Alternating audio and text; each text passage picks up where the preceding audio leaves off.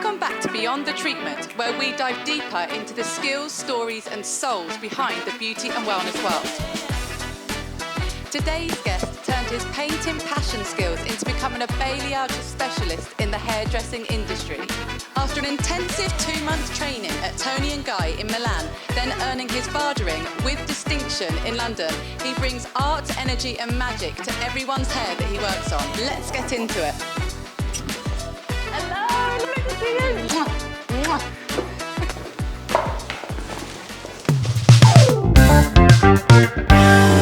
Okay, Gigi, right, so get straight into it. When a client's sat in the chair, what is something that they do that really annoys you?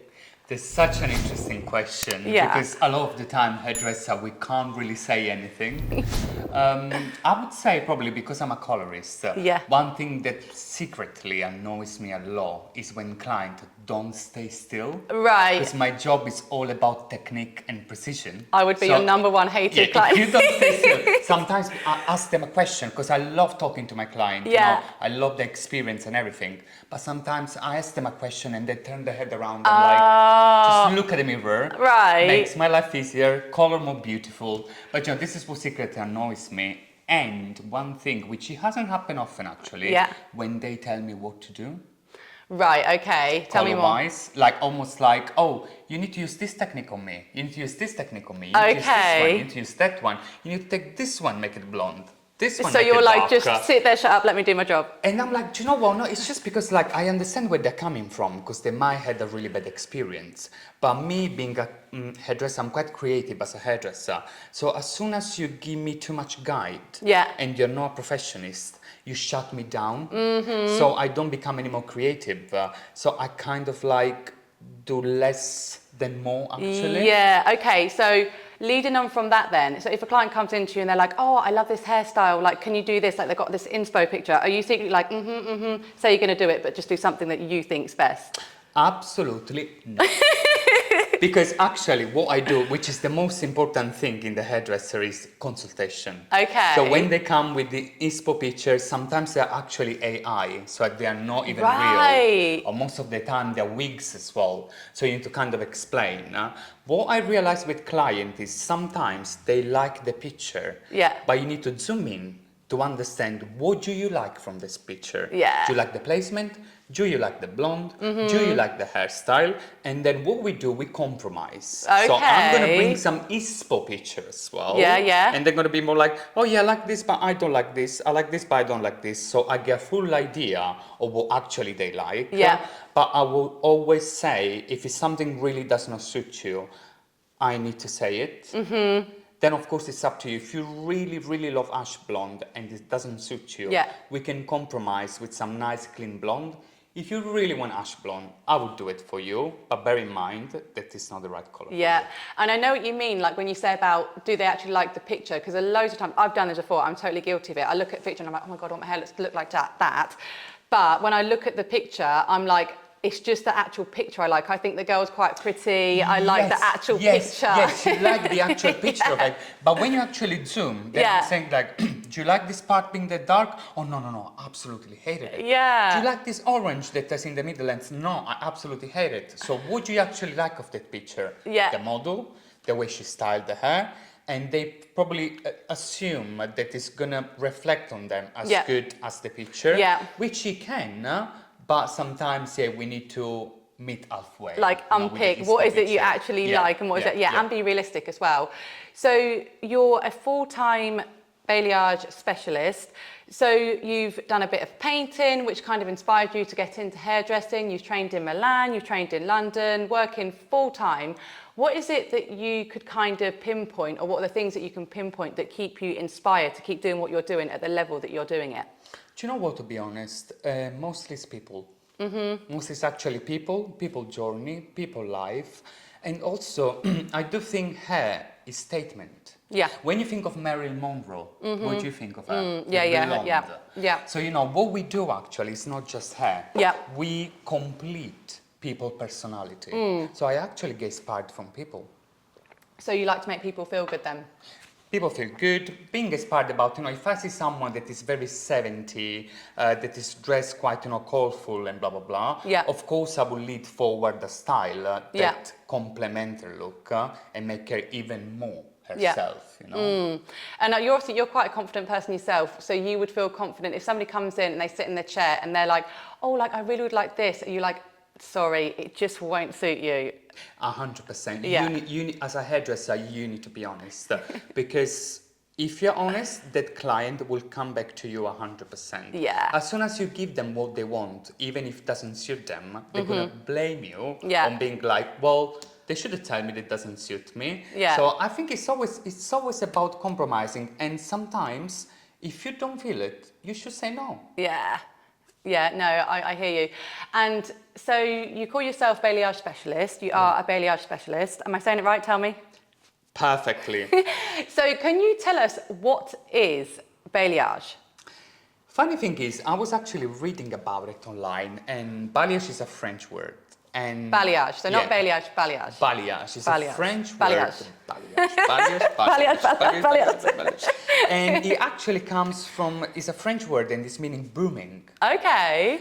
Because actually the main technique of balayage, it was actually painting like this, Right. Almost like, sweeping with a brush like this. Yeah. What I like about balayage that is different from other color is one thing, and it's called blending. Me coming from a background with art, when I used to paint on canvas, for me the main thing was all about blending. Yeah.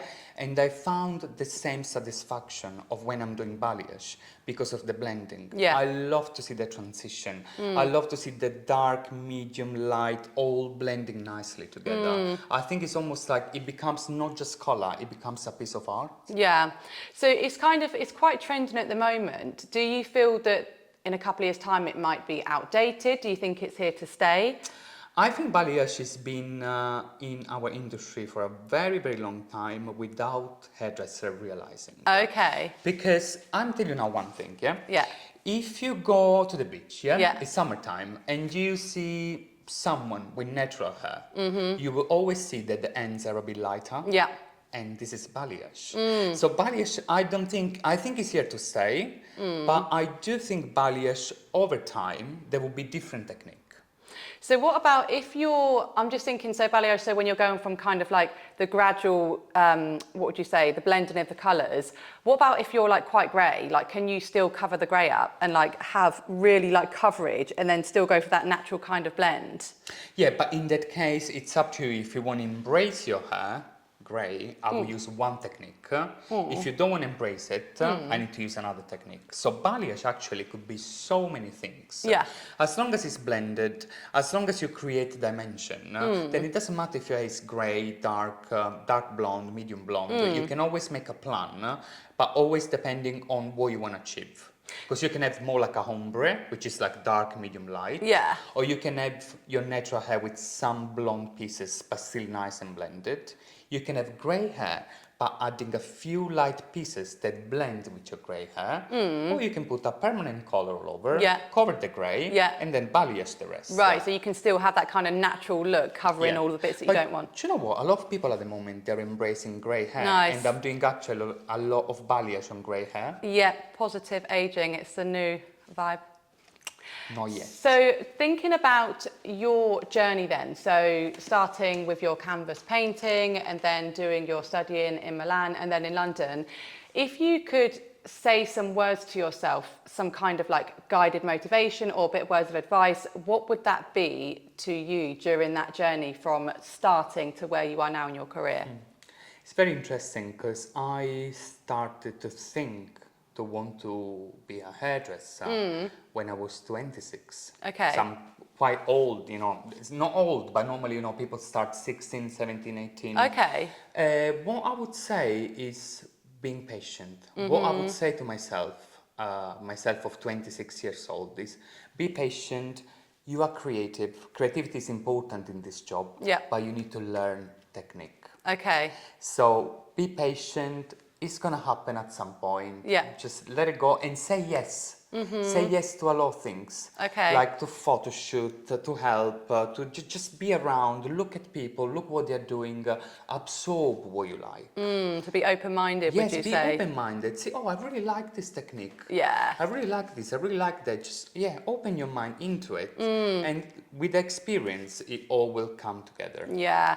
Okay, that's really good advice for yourself. So that's you personally. And make mistakes.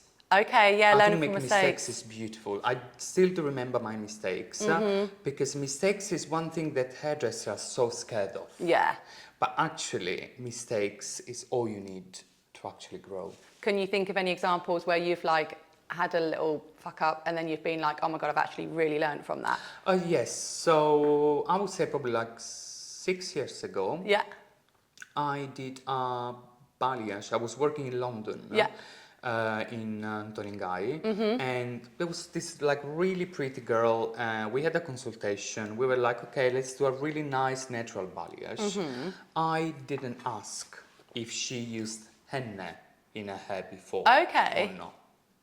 So basically, henna is very tricky because if someone is got henna in the hair, you are not bleaching the hair. You are not bleaching the hair. Trust me. No henna and then dye.